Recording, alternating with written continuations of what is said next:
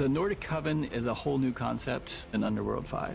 We wanted to take the story to a new coven. The Eastern Coven and the Northern Coven are really opposites. It was very interesting going back to a world where you've already explored, but reintroducing yourself to a whole bunch of new characters and a whole new concept. Follow me. These characters are so enticing, and it really transports you to another world.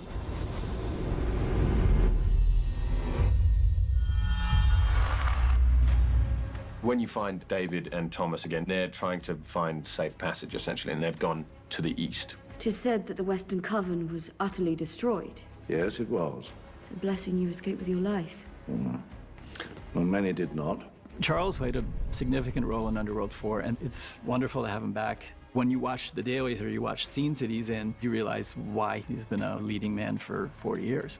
I think Thomas, he's a well-respected elder. Father of David, a father figure in the coven, really. I lost so much during this war. And believe me, I am haunted still by all those I failed. And we learn a little about an episode in his past.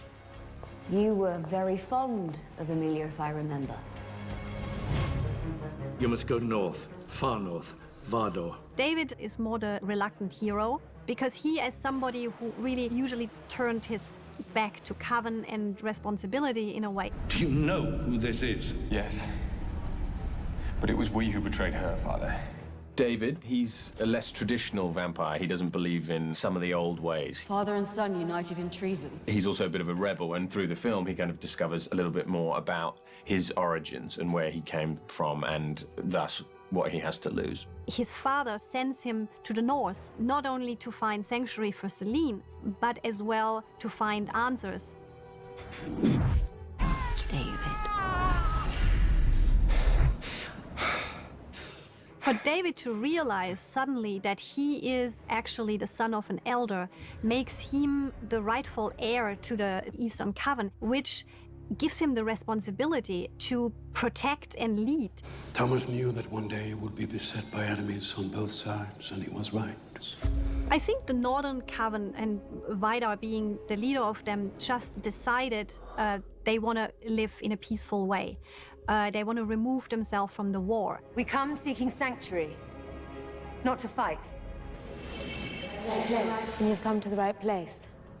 I picture Vidar like a guy that once was a bit of a warrior, but now he has sort of retired to this kingdom of his, and he's living in peace with his daughter Lena and his people, the northern vampires, who are of the friendly sort.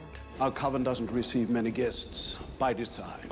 We do as we wish, not as others would have us do. And what of the lichens? We are too far removed for them to take notice, and even if they did, our climate is quite an obstacle to warm bloods. There is a strong difference between the Eastern and the Nordic Coven, not only aesthetically, but actually the energy that you get from both of the places. And the Nordic has this more tranquil feel about it. There's not fighting and violence. It's a lot more to do with sort of the studies of their tradition and deepening their knowledge. This has been a coven that's been living almost autonomously for hundreds and hundreds of years. It's never had anything to do with the war on the Lycans.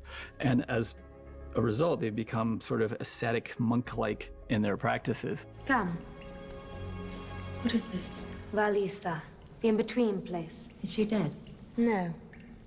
She took a poison which allows her to visit the sacred world. Lena is something like a seer, and this whole other world is kind of a bit of a mystery, and Lena tells us she's traveled back and forth. Lena, I think, has this ability to be actually quite connected to people and accepting, and I'm very fortunate in the sense that I get to really explore the spiritual elements, which touches some of the other characters as well along the way.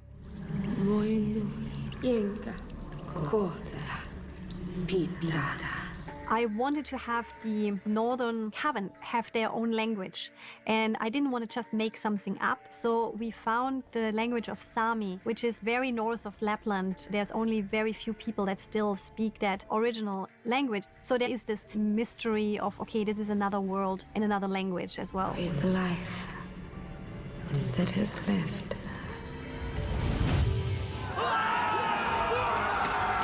War has followed you here. Protect your own.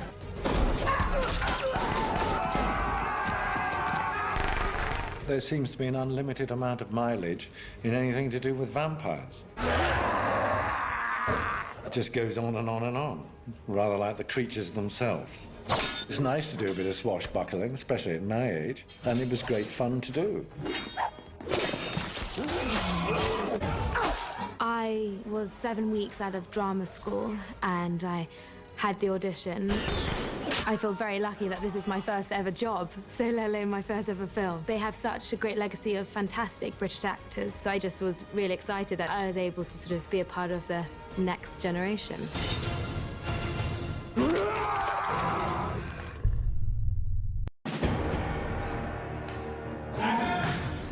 Lycans are not the superior breed that we vampires are. They're scruffy, and they make a lot of mess, and they have to be dealt with in short order.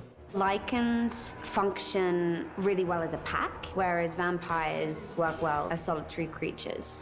But ultimately, they're the same. They want to come out on top. It's survival of the fittest.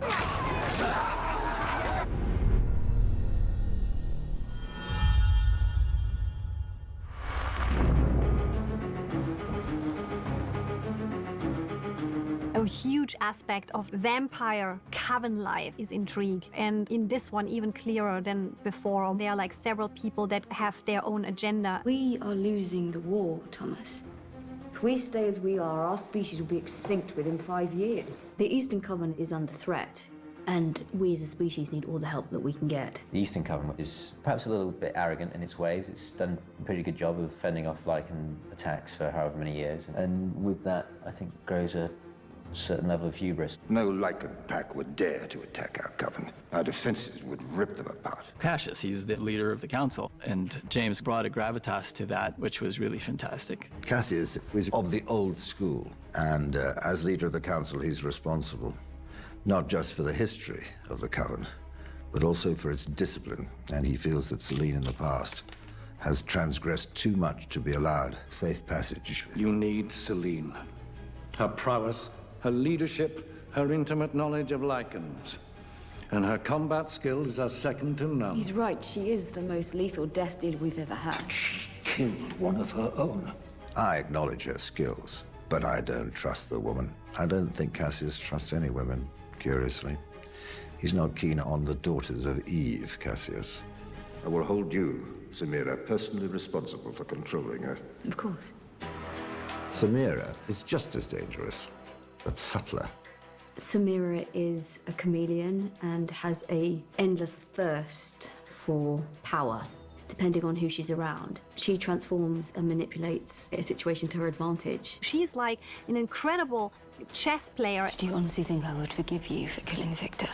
Anna just has the most extraordinary energy. Her eyes would always light up when she would talk about Samira, because she just knew how much fun we could have. That, my sweet, yet unimaginative bedfellow, is my area of expertise. I think you should... Don't think, Farker, you'll hurt yourself. Bradley plays a character who is sort of under the thumb of Samira, but he also has enmity and resentment towards Samira. Varga has very much a militant station within the Coven. There's many a death dealer in the Coven, and Varga tells them what to do. I think he is a relatively responsible leader in that regard. I say that, he murders a bunch of cadets. But it's for the greater good. Alexia represents the sort of new wave and young blood, and with her youth, she's quite headstrong. She becomes a little bit vulnerable. She represents changing times and the new way of approaching things. She is betraying the vampires. Have you found Selene? Yes, she is headed for the Nordic Coven. So she has to play the role two different ways. Daisy was able to bring both the vulnerability and also the severity that you need for that role. I risk everything for this. For you. For us. I know, my love. With Marius, Selene is facing probably her most fierce opponent yet. Marius is a more political, more disciplined foe than maybe the vampires have experienced. Are you a slave? No. Then don't behave like one. He is planning and he's organizing and he is basically plotting in a way we haven't seen Lycans work like that. He is attempting to instill greater discipline, greater strategic thinking into the sort of Lycan mentality. To be totally honest, I quite like a baddie, a villain. I think they often can be quite rewarding and rich people to play because in a way the challenge is to make them multifaceted and more than just a person doing bad stuff.